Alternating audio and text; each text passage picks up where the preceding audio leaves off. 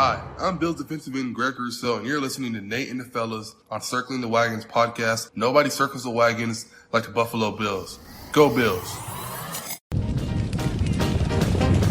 Where else would you rather be than right here, right now? Hey, hey, let's go Buffalo! Hey, hey, let's go Buffalo! The Bills make me wanna shout! Welcome to the Circling the Wagons podcast, a podcast discussing the Bills all year round with interviews, news, recaps, and insightful fan discussion. Most times. Here's your host and lifelong Bills fan, Nate. Hey, Bills Mafia. Welcome to another episode of Circling the Wagons, a Buffalo Bills fan podcast. I am your host, Nate, guys. Thank you so much for joining us. We have another tremendous episode for you guys to discuss.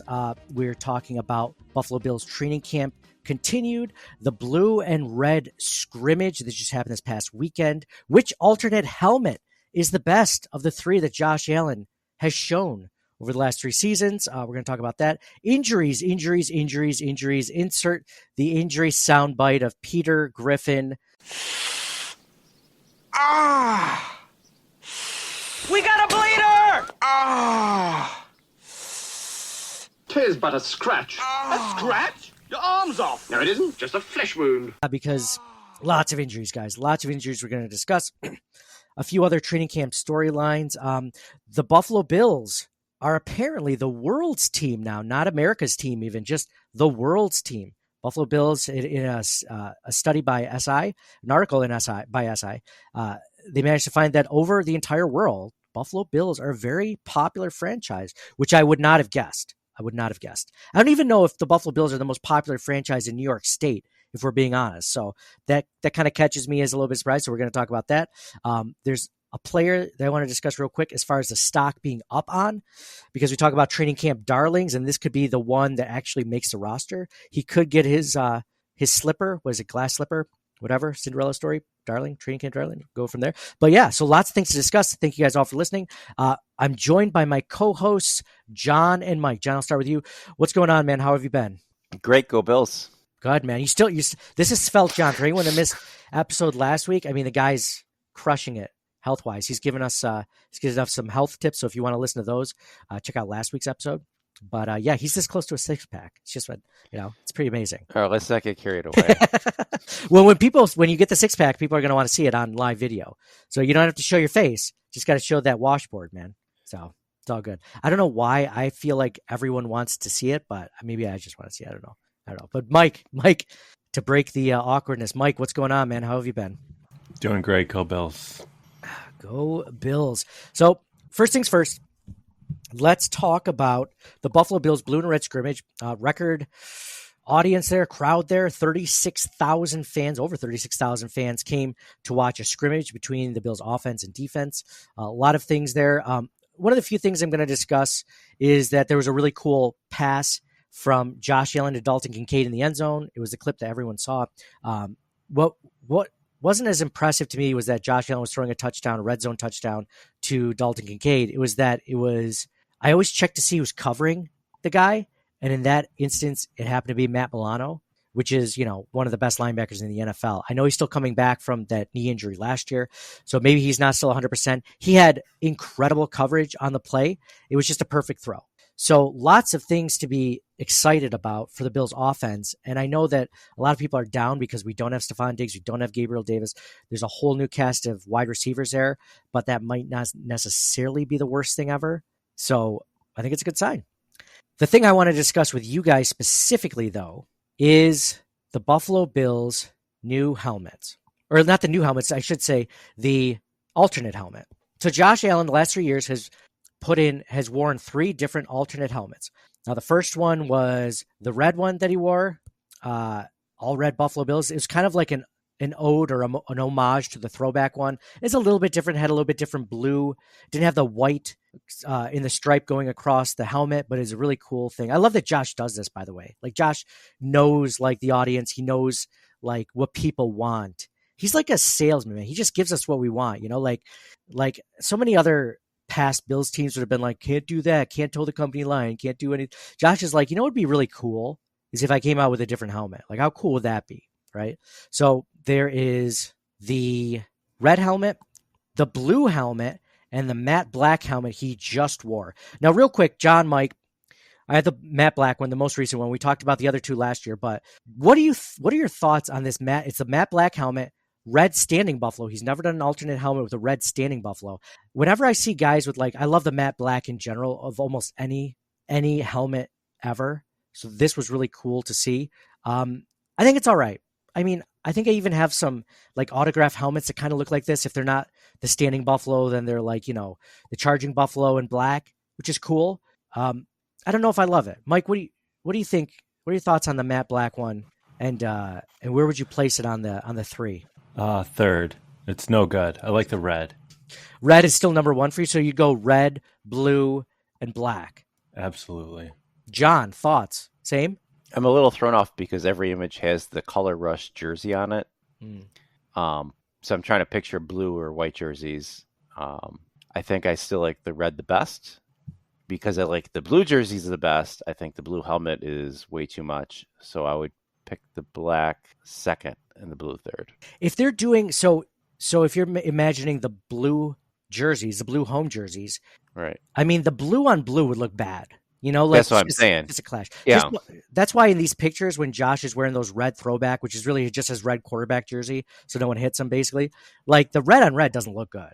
Like it doesn't. Right. So right. I almost think like the blue or the black look the best with the red jersey. But what you just said, with the blue being the home jersey, I think I might lean that way too. Red, black, and then blue. Mike, does that change since you're not looking at the jerseys now, imagine with a blue jersey, would you still put the blue helmet with the blue jersey above the black helmet? Yes. Okay. All right. John doesn't think I can imagine that in my mind's eye. I mean, I didn't think you could. It's just like walking into a room and imagining it a different color, like painted a different color. I can't do that. I don't have that sort of mental fortitude. Now, white jersey with the black helmet might be interesting, but I think I'd still pick the red first in almost every scenario. Even the Color Rush scenario where it's red on red, I might still pick red. I heard that. Go ahead. I hate the Color Rush jerseys. Color Rush jerseys are the worst. Not a fan. And that's the reason why they won't do a red helmet. You know that? They mentioned that. For those people that don't know or haven't heard or whatever, that there was something that Sal Capaccio asked Bill's PR, like, or whoever runs the equipment staff or whatever, like, why haven't they done the red helmets? Because everyone wants to know. And they're like, well, our alternate jersey is the red jersey, and we don't like the red on red. And I'm like, yeah, that's fair because that looks terrible. Find another alternate jersey. Well, couldn't they wear like an alternate helmet? Like if they're going to do Color Rush, then just do the white helmet with the standing buffalo or something. But if they're going to do not Color Rush, then do that helmet. Agreed. That makes perfect sense. I can't remember the logistics of that if that matters, but like if there's a certain combination, there's only like a limit of how many they can have. But I remember that was discussed. So right now, the alternate is the white standing buffalo. Have they done the red helmet with the white standing buffalo? I feel like they have. Or am I just thinking of like a preseason game or something? I feel like I've seen it before.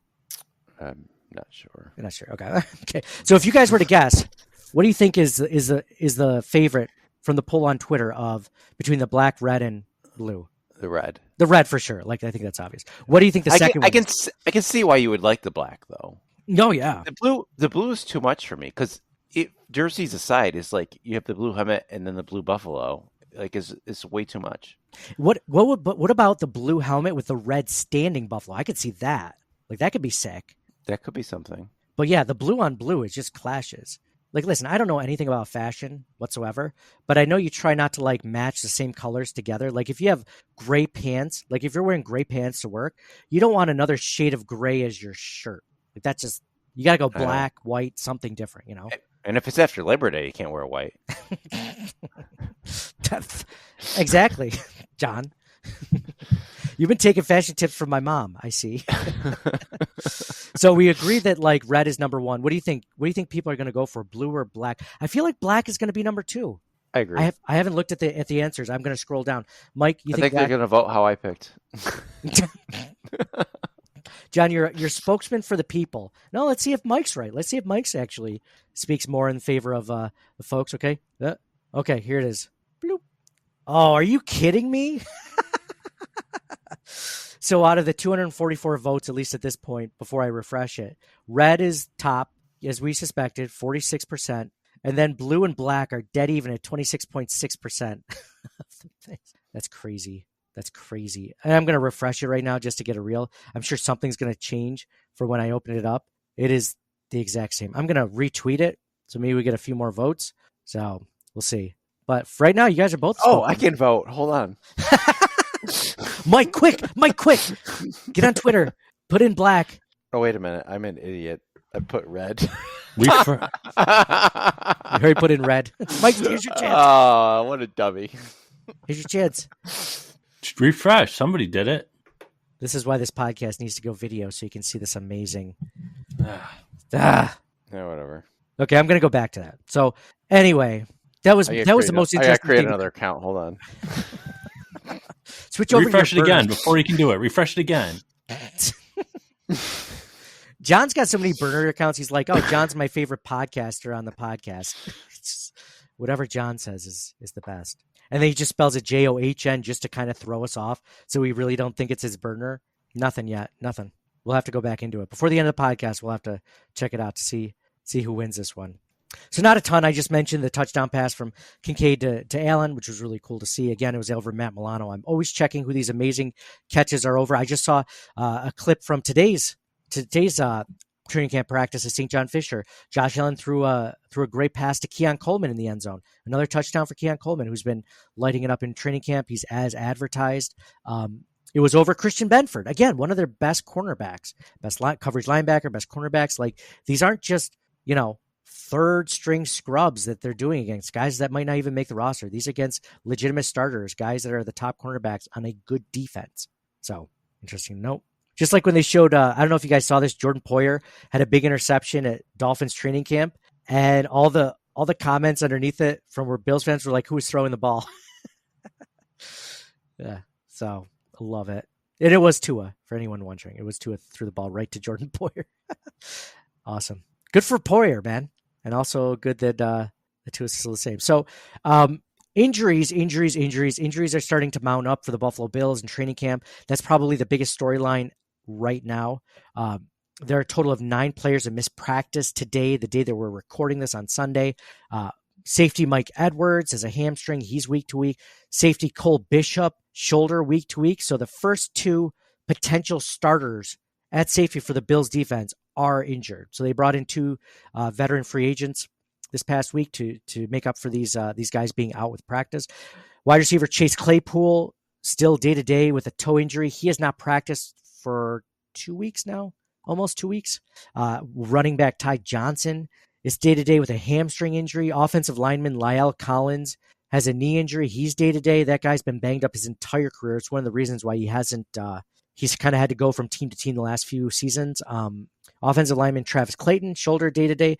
Linebacker Eddie Olofoshio, rib day-to-day. Linebacker Nicholas Morrow, core muscle day-to-day. Tight end Dawson Knox being added just today with a groin and a veteran rest day. So lots of injuries out there, guys. Lots of things. What stinks is safety is one of the most important positions to watch in training camp, and we still don't have any answers. Taylor Rapp right now is written in as the starting safety. I'm guessing right now it's a strong safety because that's more of his strength. But we don't have a starter next to him. So Micah Hyde, definitely still in play if he wants to come back. I feel like more so than ever. Like if he just wants to skip training camp and he just shows up like a week before the season, I think that's definitely still a possibility considering all the injuries. It's just on him at this point. Does he want to come back? So I put on Twitter, just curious, I mentioned injuries, obviously one of the biggest storylines. Wanted to say, hey, what are some of the biggest training camp storylines, in your opinion, for Bills fans? So here are a few of them. I'm going to read them on the episode. All-Star 24 says, it sounds like Elam has found it. He's talking about cornerback Kaiir Elam, the first-round pick 3 years ago for the Buffalo Bills. I was listening to a podcast with Eric Wood and Chris Brown, and it sounds like, and I didn't know this, but I like when they talk like everyone knows this. I mean, we podcast about the Bills almost every week, and I don't remember hearing this, but apparently the old defensive backs coach, Jerry Butler, was not a fan of Kaiir Elam. It wasn't like they didn't like each other. There was just a difference in philosophy or coaches' thought. And obviously those defensive back coaches or any positional coaches, I'm sure, their opinions weigh heavy when you're the defensive coordinator or the head coach, like who should we be starting, who shouldn't, et cetera, et cetera. So it sounds like Elam now with the new defensive backs coach has a fresh start. So it sounds like he's making the most of it, which is a great sign. So AHL star, not all-star, AHL star 24 says it sounds like Elam has found it, which can only be, we talked about players taking a big step from last season to this season. I mean, if Elam somehow gets a starting position somehow, that he could be poised for the breakout season of 2024. Think Out Loud writes, no diva drama like we used to have with you-know-who. Oh, I wonder who he means, you-know-who. Mitch Morse? I'm curious. He says it's all been fun, positive, and the job at hand. Not for nothing, like, that's a really valid point. Like, it feels like the guys are just having fun. There's no, like, awkward, hey, is everyone okay? Like, are you guys getting along? Like, there's none of that this training camp. For all intents and purposes, it all sounds like Josh Allen's getting along with the guys well. It sounds like just recently he was, he threw a touchdown pass to, was it Curtis Samuel, right? And instead of running over to Curtis Samuel and being the first one to high five him, he ran over to the other wide receivers because they were running clear out routes. So they were making space for Curtis Samuel to get open. And without saying it, it sounds like the receivers that the Bills have on the roster right now aren't as upset by just running routes to make open space for other wide receivers. You know what I mean? You know what I'm saying without actually saying it? Yes. That someone might not have been a big fan of that. Someone was more about maybe what's the point in running a route if I know I'm not going to catch it sort of thing. No drama. Okay. All right. So I'm excited. Let me tell you, I think we all love Khalil Shakir. Curtis Samuel, I think, is a really good receiver. He's underrated. I think he's had poor quarterback play in his career. And then Keon Coleman, he's a character. He's going to be one of those guys that we like, Trey White or, Dawkins or like some of these other guys that I think he's going to be fun and he's really good. I think he's going to be really good. The coaches have talked about his football IQ, Keon Coleman specifically, is like really good. So we always thought like, oh, well, he's a big target. He runs good routes. He's got elite hands. He's not maybe the quickest guy or the fastest guy in the 40, but he's got quick speed, like in and out of routes or, running within quickness within certain areas. But apparently from what folks inside the organization are saying, he's like a really smart guy. Like when he's stacking up the defensive back or when he's running a route, he says, okay, there's 3 things I can do here. If this guy does that, then I do this. If this guy does that, then I do this. Or if this guy, like, he's playing off not just like, I just need to run this route to like, how am I going to play this defensive back? And he's a rookie, right? Like if this is a sign of things to come, like I think the ceiling is high for him. If he can put it all together, his size, his length, his hands, I mean, all these things, right? Lots to be excited about for sure. And not only that, when it comes to like being excited about the Bills wide receiving core is that maybe their offensive playbook was kind of hampered last year because if you're trying to play to one player specifically, like maybe Ken Dorsey was, or maybe he felt like he had to call specific routes to like make certain players happy, maybe not even Stephon Diggs, but like Gabe Davis or whatever, like then you're kind of hampered in what you can run. Whereas like if you want to just use the strengths of everyone on the roster, then your playbook maybe opens up a little bit more. Okay. Yeah, I think also they're going to be running a lot. I mean, you saw with James Cook, he ended up being when he was the 4th. Yeah, he was the 4th NFL rushing leader last year. And that's with Josh Allen running all over the place on top of it. And they were kind of a committee. They had Ty Johnson and some of these other guys carrying the ball too. Murray. Yep. So that's pretty impressive that Cook ended up a 4th in the league in rushing yards with all that. And the passing game was good. So they're going to keep running it too. It's going to be balanced. It's going to be good. I think it's still going to be like, I think James Cook's probably still going to be the guy, but I think it's going to be a close number 2 between like Ray Davis or Ty Johnson or whoever ends up sticking. Like, I think there's going to be like a somewhat equal snaps between the two. Maybe not as many touches for the second guy, but maybe more passes. Like Ray Davis, I mean, that's his bread and butter. Like besides being an inside the tackle runner, like he's a good catcher of the football out of the backfield. So like that's something that they could utilize. Or maybe they trust him more in pass protection than they do James Cook. Like that could lead him to get a lot more reps in those pass blocking situations. So lots of things to pay attention to. I don't feel like it's going to be like James Cook and the next guy, like RB2, RB3, like 80-20. I don't think it's going to be like that. I think it's going to be more like 60-40. I think we're going to see a lot more of these guys than, I mean, we did a lot last year, but maybe not as many touches, but a decent amount of snaps. The other guys. Red Helmet Guy says, now this is a really good one because it's training camp darling material. Red Helmet Guy says, for me, it's Shavers competing for a roster spot. After that, the safety position opposite Rapp, and who will be starting for us there? Yeah, the safety position we already mentioned earlier in the podcast, so I won't go over that. But Tyrell Shavers, the 6'4", 211-pound second-year player, undrafted free agent wide receiver, is making a name for himself in training camp. Not only before the pads have gone on, but while the pads have gone on, since the pads have gone on. I mean, you're talking about Chase Claypool being out since like week 1, basically, with a toe injury. I mean, he's just getting more and more snaps at wide receiver and developing more and more of a rapport with Josh Allen to the point where he could be considered potentially a spot above Marquez Valdez-Scantling on the wide receiver depth chart. Like there's a room for a guy like this. Like I'm saying it's a possibility that we might see Tyrell Shavers make not just like, make the roster, get cut and be put on the practice squad. Like he might make the roster outright. So as much as we want to, like, we were talking about like Keaton Bills being a fun training camp darling because his last name is Bills, Frank Gore Jr., the running back. I mean, who wouldn't love Frank Gore's son on our team, right? As a third or fourth running back or whatever. But like Tyrell Shavers making the team might be the biggest training camp, like out of nowhere story. Yeah, that's definitely very interesting.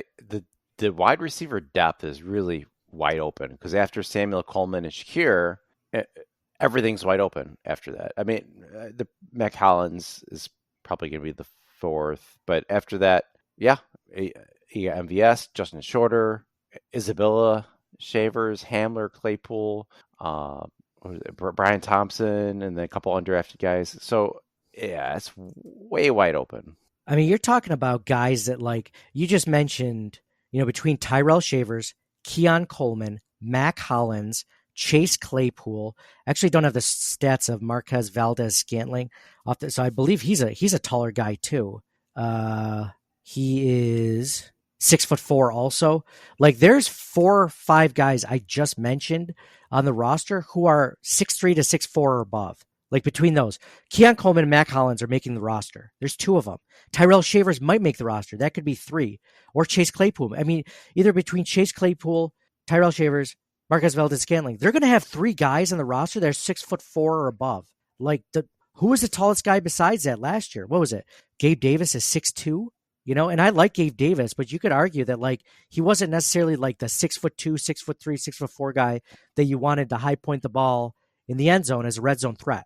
Like that might not have been his bread and butter. That might not have been where they had him play him, whatever you want to say. Like he wasn't that guy. They can have 3 or 4 guys on their roster this year. Almost everyone besides Curtis Samuel and Khalil Shakir at wide receiver could be that guy. And then that's not even counting Dalton Kincaid and Dawson Knox, who are another 6'2", 6'3", 6'4" guys, Like yeah, it makes a lot of sense. It's something they've been lacking. So they're trying to load up at that and mix it up.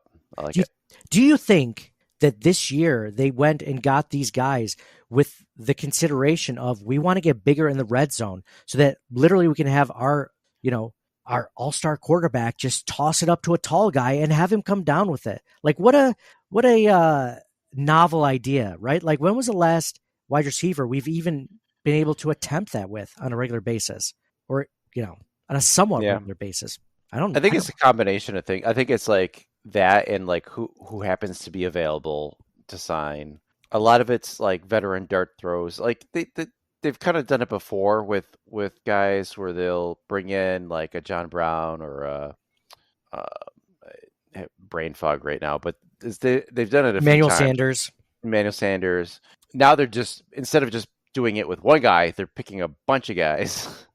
Hamler, Claypool, MVS, Hollins, and just like I mean, even Isabella, like these are all veteran receivers. Let's toss a bunch of darts, see what sticks, and even if one of them works out, then great, because they still have all these other guys. I kind of like that method. I mean, you guys have played fantasy football before. Like, let's say when you're drafting, like you really like your quarterbacks, you really like your wide receivers and your running back, but you don't like your tight end. Like you pick a guy who's like in the 12th round, and then it's just like, well, I might as well platoon it and just pick a bunch of guys and hope one of them pans out, right? Like I mean, why not, right? If you feel like you're weak at a position or a certain area, like rather than just get one guy in like the 13th round and be like, well, I hope he's not terrible, just be like, oh, hopefully one of these guys is like a top 10 tight end and then I'm good, right? Or am I just a terrible fantasy football drafter? And that's why I wasn't going to say it.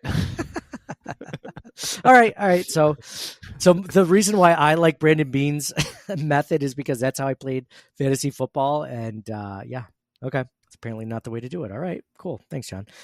Speaking of that, we're going to do another best ball. What do you guys think? You want to do another best ball league for the podcast? Because like no joke, within the last few days, 3 or 4 or 5 listeners have been like, are we going to do that again? Like, I'm in, I want to do this. So they had a lot of fun doing the best ball. For those of you that don't know, it's like $35. I can't even remember what site we used last year, but $35, and like winner takes most of it. And the second place gets like double their money back or something like that. Or maybe there's a third and fourth place. I don't remember because I didn't make any of them. John, how'd you do last year? Did you make top 3 or 4?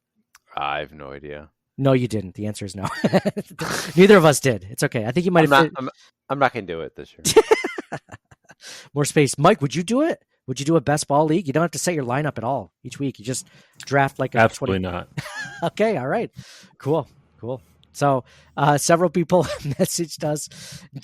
John will do it. I don't think Mike will do it. He's not get on the bandwagon or do what the group is doing. I'm not like, my brain isn't like that type of fantasy football, best ball. Like it's not the same for me. I can't wrap my mind around it and like how to draft for it. And so I'd rather not.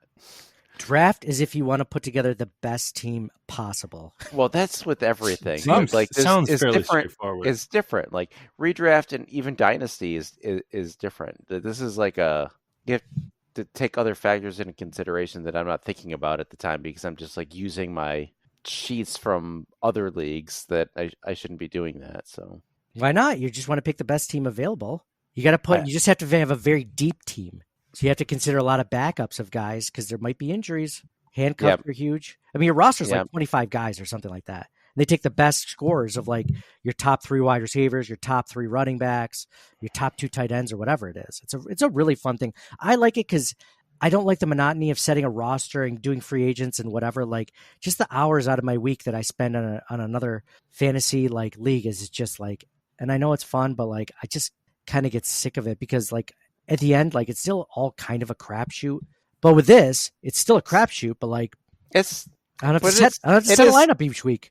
It is half the fun though. Like half the fun is the draft. Oh yeah, but the other half is everything else. I'm the opposite. I think like 80% of the fun is the draft, and then 20% is like setting lineups and like free agency and stuff. Like I get it. Some of it's exciting, but the draft is the best for sure. I say 50, but the other 50 is like a combination of a lot of things, like trading and in season moves and different things. The draft is definitely the best, but the other part's still fun.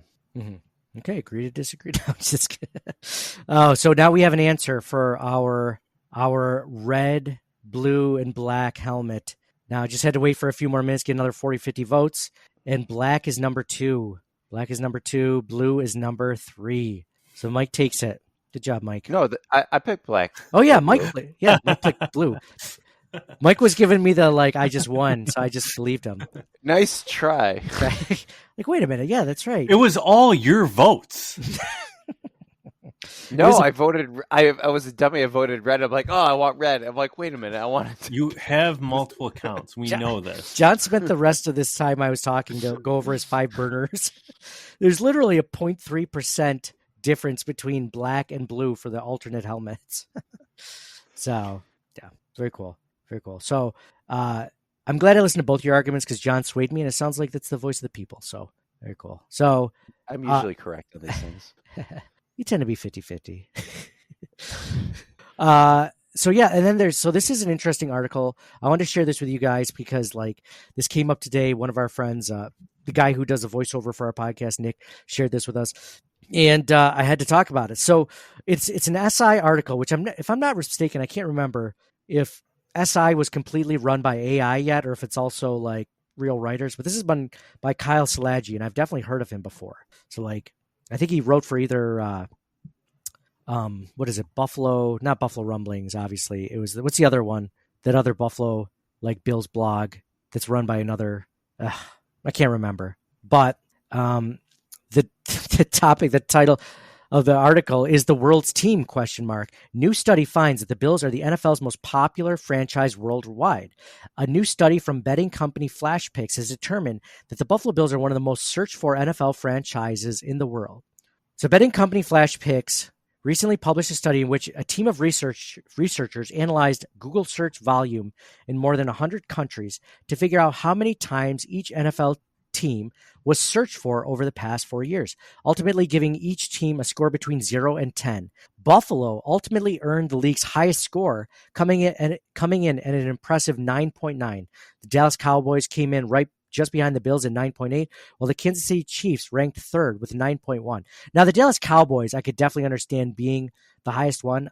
I got to say, I'm very surprised that the Bills are getting this much worldwide recognition, because I'd say even in the country, they're definitely not like America's team. I think that there's a lot of Bills backers everywhere, but it's not quite the same. Like I mentioned, I don't think the Bills are the biggest team in New York State, but that's mostly just because New York State has so much population in that lower area, so downstate area. I'm not surprised. It's because worldwide, so much infrastructure is finally being built up to connect to the internet, and there's all that 90s Super Bowl merch floating around. So they're just running off like the. Finally, you're connected. You can be like, "What the hell is this? Buffalo Bills." So someone in a third world country finally has like a modem line going to their hut, and the first thing that they search on is eBay and like, what can I buy for Super Bowl 25 memorabilia? And boom, Buffalo Bills merch. No, like they're wearing the Super Bowl champion. Oh yes, Buffalo Bills. Oh yeah, gotcha. In the third world countries where they just gave away the Super Bowl champion shirts. Yeah, for 4 straight years. You think someone's still walking around 30 years later with a Buffalo Bills Super Bowl champion shirt? You don't think they've run out of that? They've worn that one out? Have you ever thrown out a T-shirt? Oh man, that's a good point. Even the ones I wear like to bed several times, like for weeks just on get end. Lowered down in the rotation.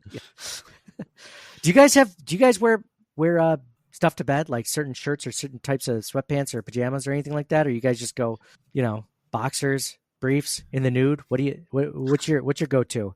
T-shirt. That's it. No bottom mic. All right. Little Mike's flapping around in the bed sheets. All right. John. Whoa. Whoa, Lil Mike. A T-shirt's too restrictive. No T-shirt. Yeah. Okay. John, no T-shirt. Well, he's got to show off the abs. It's too hot. You can't wear it. You can't wear a T-shirt. It's too much. So do you wear them under your covers, or you just go no covers? So you're just that hot at night. You just go like no T-shirt. Well, so it's weird. I like to have a fan on, but with covers. Oh yeah, that's good. I like the security, but it's too hot, so I can turn the fan on. Do you have a weighted blanket? Does it feel like someone's hugging you while you're asleep? Well, it doesn't have to be like something super heavy, but just something. But yeah. Do you like the fan for the noise or for the airflow, or both? The air, yeah, the airflow. I mean, I guess, yeah. I don't care one way or the other about the white noise aspect of it. Mm-hmm. I go T-shirt that I don't wear out in public anymore. So a bed shirt, basically, and like some sort of sweatpants, I think, is my go-to. Like that's what I go. But like, yeah, I mean, I probably wore the same like bed shirts. How often do you? Now here's Mike. So you go T-shirt. How often do you wear that T-shirt? You change it every night? No. You give it some time, right? Until a night terror. Don't you take a shower before bed? And when you get out of the shower, you're the cleanest you'll ever be. Yeah, the cleanest. So you can just keep wearing it over and over until a night terror. A night terror. Here's a different type of dream. Here's a question. So obviously you get out of the shower and you're clean, right? How does the towel get dirty? It doesn't. You never have to wash a towel. Well, I mean, I don't know about that, Mike. I don't know if you never have to, but not that often. I'm pretty sure after a while it starts to smell. That's because you're crumpling it up and putting it on the floor. If you hang it up, No, I have a allow it towel to dry. rack thing for it. Yeah. I've never had a towel smell. I've never. Do you run your exhaust fan like when you're taking a shower? That fan, that ceiling fan? Oh yeah. Oh, okay. Oh, sounds like you have humidity issues in your house, John. We'll have to reevaluate that. You got a humidifier in the basement or anything? So you never wash your towel. No, we wash them, but I've never had it smell. But you don't have to. No, you don't have to. But I've never had it smell. Shouldn't smell. I've never After had how one. long? Like even at like 6 months later, it shouldn't smell. Well, I mean, I No. wash them within 6 months, but yeah, I mean, But I'm just for but an Mike instance, never like, washes it. Apparently, he never washes his towels. So yeah, even within 6 months, Mike, you never. You'll never be as clean in your entire life as when you step out of a shower. It's true. Yeah, that's fair. why I asked the towel question. So in that same breath, you're like the pajamas you wear will never be. Plus, if you're wearing boxers or briefs or whatever, you're good there. The pants will never get. Well, if you dirty. fart in your sleep or something, Well, maybe the underwear's got it, so you're good. Underwear's the filter of your crack, so it's like it's filtering it all out, so it's all good. You should change your underwear though every day, or at least turn it inside out. Keep the stink on the outside. Yeah, okay. What were we talking about? I don't know what we were talking about. I'm like, I think I have like some level of like how people need sensory. Like sometimes my son likes like a weighted blanket. Like some people do. Like to me, I feel like we're all kind of on the spectrum a little bit of autism spectrum. But like sometimes I think I'm on a certain spectrum because like I don't like weighted sheets on me. I don't like the way it feels like somebody's like on top of me. I think it's because I have like claustrophobia and stuff like that. I don't like things like when I told you when I had my back surgeries and I had to be in the MRI, it was like like they start wheeling you in and it's like, is this supposed to be that hot in there? Because I'm like burning up. And they're like, it's absolutely fine. Like the temperature is actually cool in this room. I'm like, because it feels like but it was just my panic attack setting. So like, I feel like I'm a little bit on the spectrum and like, I don't like those things like covering me, but like, I don't mind wearing a shirt to bed. So like there's, some people can't wear a shirt to bed because it's too restricting, right? Like I could do both. I could go no shirt. I could go with shirt. It doesn't matter. But anyway, weighted blankets. So anyway, while the Cowboys and Chiefs top the Bills in monthly international searches, Buffalo is the NFL's most searched franchise in a league-high 31 countries, thus landing at the higher score. Though the Cowboys live up to their America's Team moniker and claim the United States, the Bills, per Flash Picks, are the most coveted team in Canada, which makes sense, as quarterback Josh Allen could likely launch the ball from Highmark to the nearby Canadian border. Buffalo is also the most searched for club across most of Europe, including Spain, France, Italy, Poland, and most of Scandinavia. Dude, when are the Bills going to do a Spain, like an international Spain game? Like, let's stop doing London. Like, London's been played out. London's old. Let's do Spain. Let's do France. Let's do Italy. Let's do Poland. Let's do Scandinavia. Like, let's do something a little bit different. Now, they got soccer stadiums up there in all those places. Like, pick the biggest one and do an NFL game there. Why does it have to be London? Maybe preseason games. Yeah. I'd prefer a preseason game.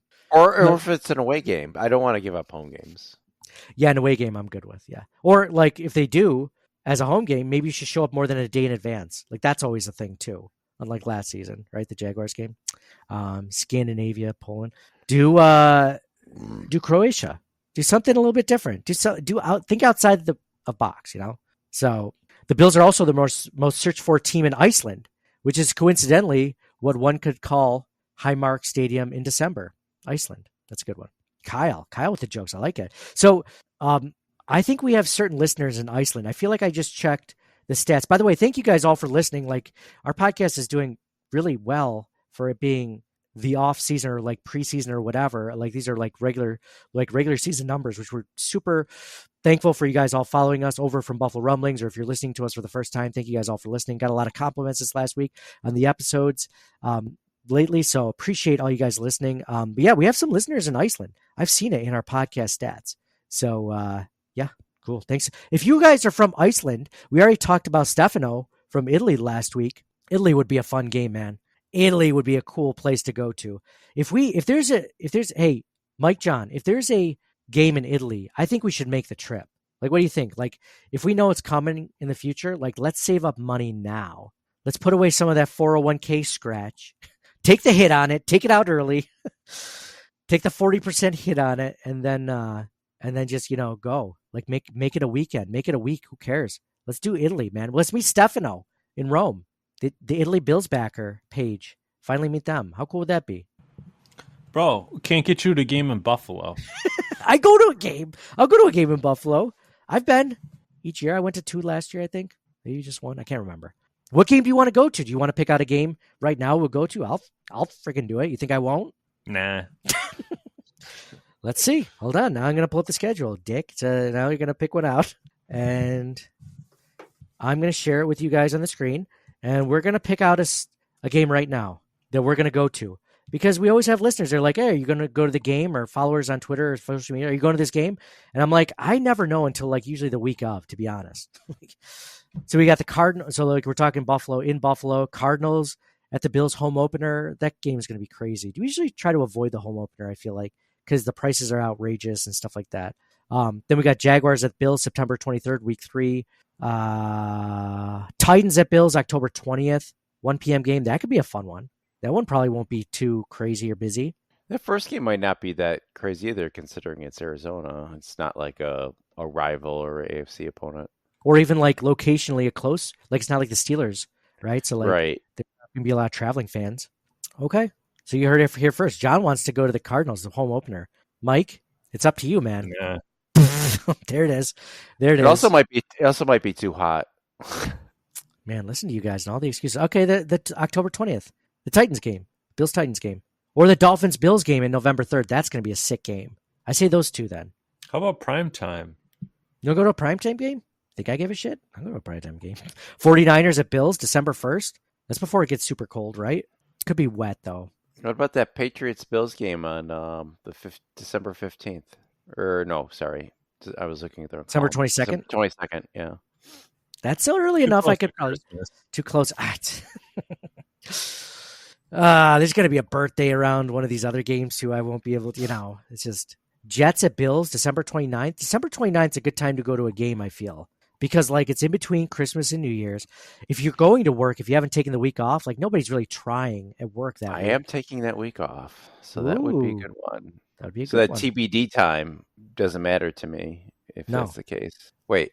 No, that's for the Jets game. The Patriots game the next week. Oh, sorry. Yeah, TBD. I keep looking at the wrong columns. But yeah, the Jets game. Yeah, that works. Okay, Jets game. Mike, you'll probably be in Florida, won't you? I'll be gone. Mike's a snowbird that time of year. Okay, well, let's put it up to the listeners. When are the listeners going to be at a game? If you guys know it, if you don't have season tickets or whatever, let us know what game you will be going to, because that's going to be an interesting. Are you treating? No, not at all. I just mean like we could tailgate with some of the folks. We've never done that before. A CTW tailgate.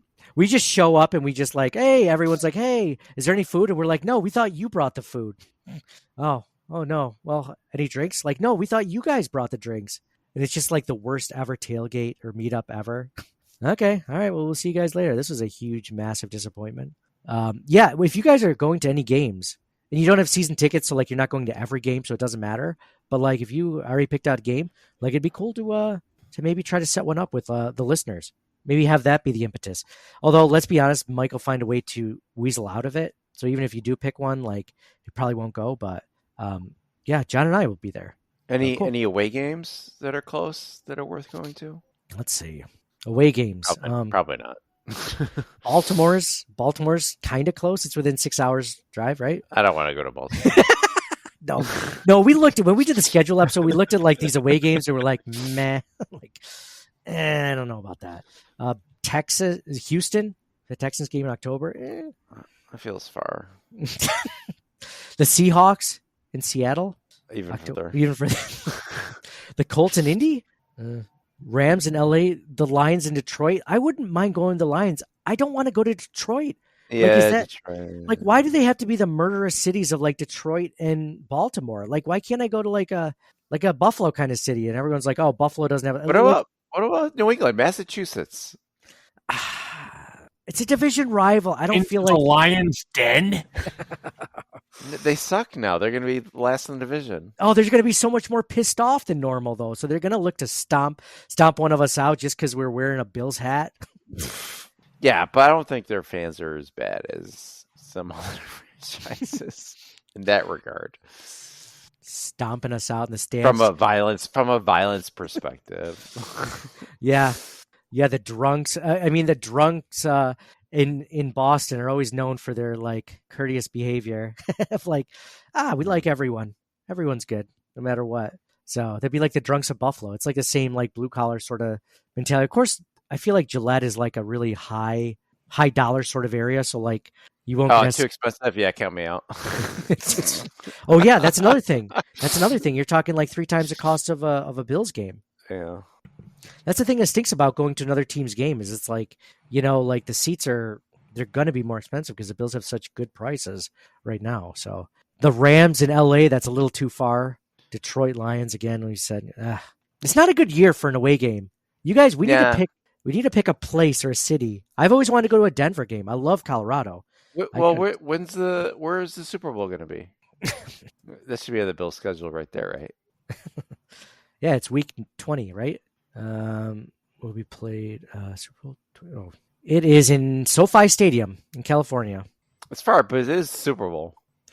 You know my thoughts on going to a Super Bowl where the Bills are playing. Like, it sounds like there's only 2 ways it can go. It can either be the most amazing experience you'll ever live, or the most depressing experience you've ever had. Because we watched 4 Super Bowls live and we saw them lose.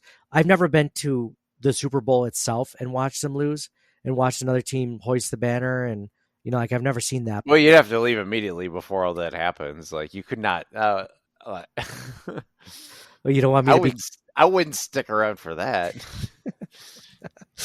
You wouldn't, John. I feel like I'd see you like crying in the stands. Like you'd have to get the emotions out. You wouldn't leave right after. Crying on my way to my car. John, you always stay to the end of the game because you always think. No, the end of the game. Yes, the end of the game, but not like watching the other team hoist the Lombardi. That's a different thing altogether. Yeah, that'd be so tough. Just yeah, you turn it off on the TV, right? Like as soon as the Bills lose, the last thing it takes off. Okay, turning it off. Mm-hmm. They win, then I'm watching the post game, the next game, and then the 8:00 game. Oh yeah, I'm calling into work. The Bills win it. I'm not going into work the next day. I'm staying up till 3 a.m. They're gonna be doing the post game show. They're gonna be talking about it they're gonna show highlight clips. I'm just gonna look online, buy all of the Buffalo Bills Super Bowl stuff I possibly can, even if it's like a VHS tape of like something ridiculous that you should never buy. I'm buying it. Yeah. Well, I'm taking the day off after the Super Bowl regardless, because if they lose, I'm time to grieve. Crushing depression. You're not gonna want to leave your bed. Yep, I get it. But if they win, I'll probably be up all night, not sleep at all. Yeah, I know. I'm waking up my kids from a sound sleep before school. Can you believe it? They'll be like at my funeral. They'll be like, "Dad was a really big Bills fan. One of my fondest memories is when he woke me up from a dead sleep to say that the Bills won the Super Bowl." In a very scary. It was almost, I thought it was a nightmare at first. And then they're like, I needed therapy for that. And that was just the first part of the therapy. The other part was how he raised us. Yeah.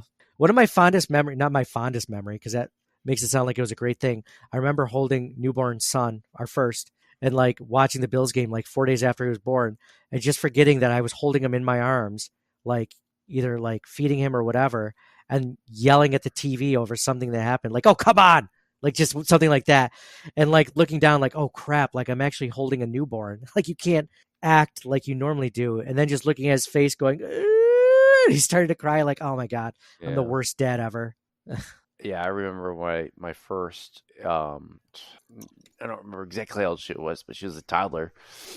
And it was when the Bills first made the playoffs for the first time when Andy Dalton made that throw and everything, and we're jumping up and down, yelling and screaming.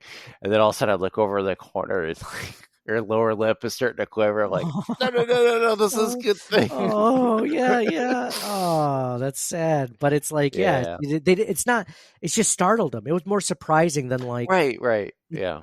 That's their only reaction to that. Like, no, daddy's happy. He's super. Yeah. You better be happy too. You know that, damn it.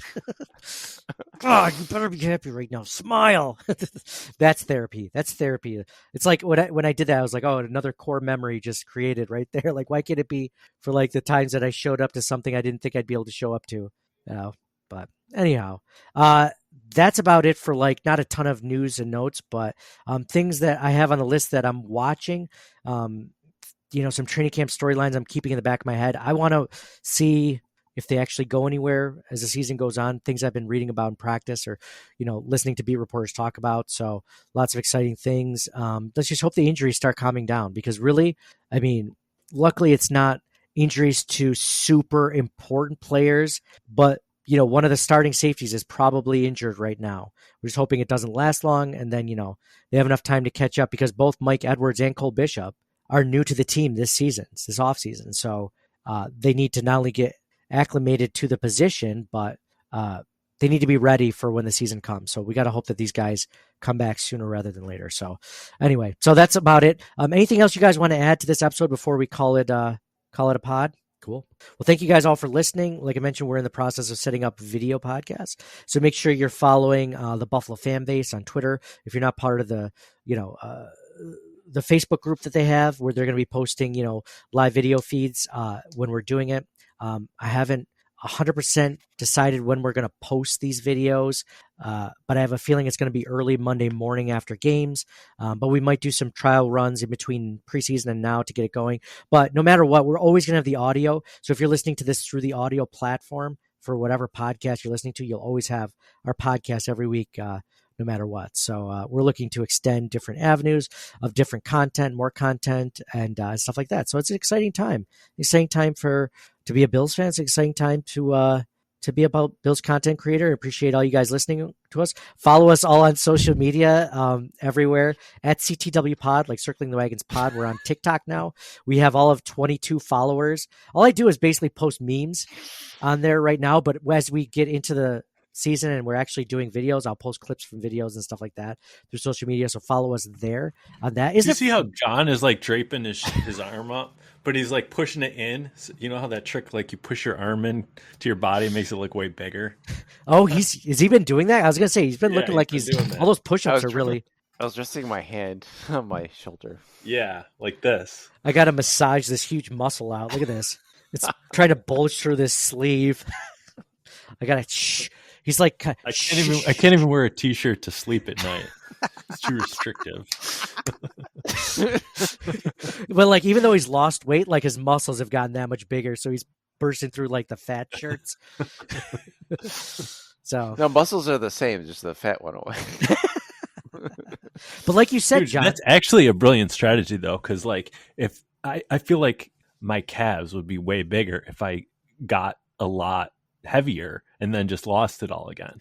Dude, you should see my calves now. Like they're like, isn't that the way to do it? That's the way to do it, to gain some weight, man. That's because it's like you're carrying around it's like you're carrying around a dumbbell with you all the time. Yeah. They never get tired either. Well, because I don't do a lot of activity. That's probably so, but like, no, they look great. I mean, it's like, dang.